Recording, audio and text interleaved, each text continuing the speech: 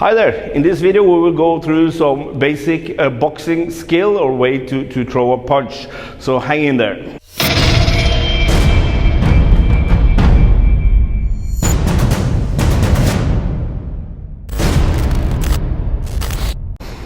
Hi, I'm Henrik, founder of Sangrok, Norway, and in Sangrok we are teaching Taekwondo, Hapkido, kickboxing and many different kinds of martial art. But I believe that the most efficient way to throw a punch is to look to the boxer.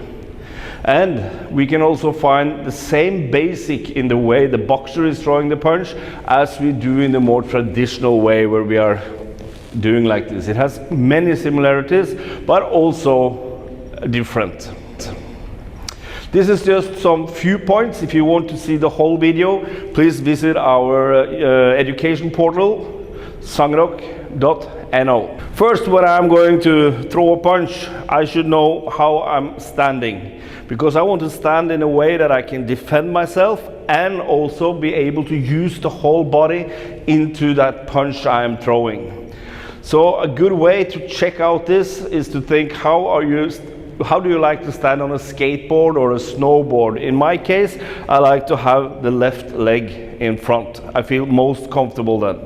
So I have the right leg behind and I lift up the toe a little bit. So in that way, my thigh is flexible and I can use the whole spine to get that power into that punch. Then we put up our guard, and when I put up my guard, I want to put my chin in and hide it a little bit behind this shoulder, and my arms should protect the body and my head.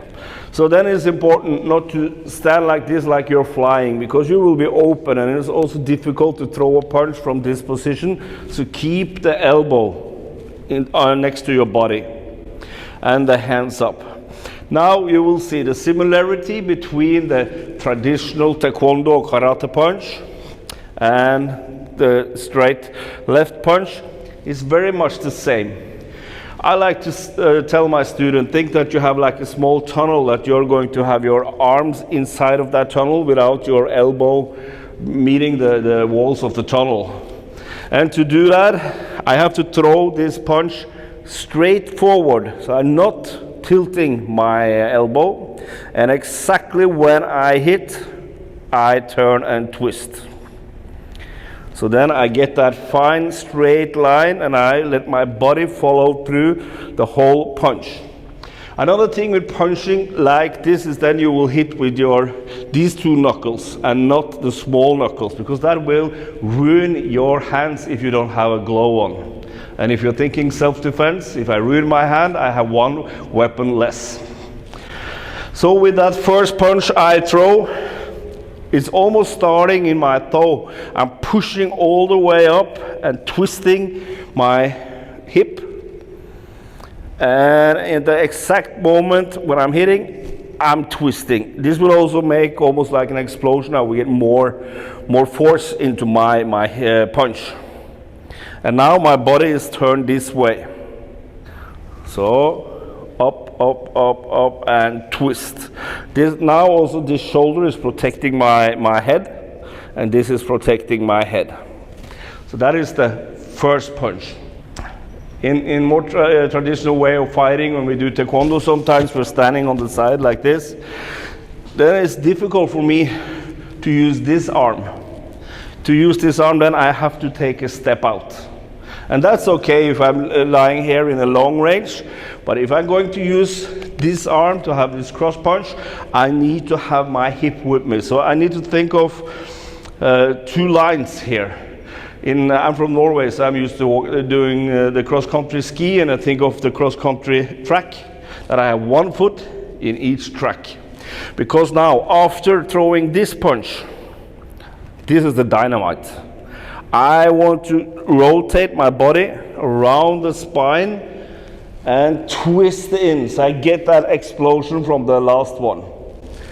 One way of doing it, if I'm going to be really close range, is of course I go in with the first one, and if I need to now get space for my hip, I do the step.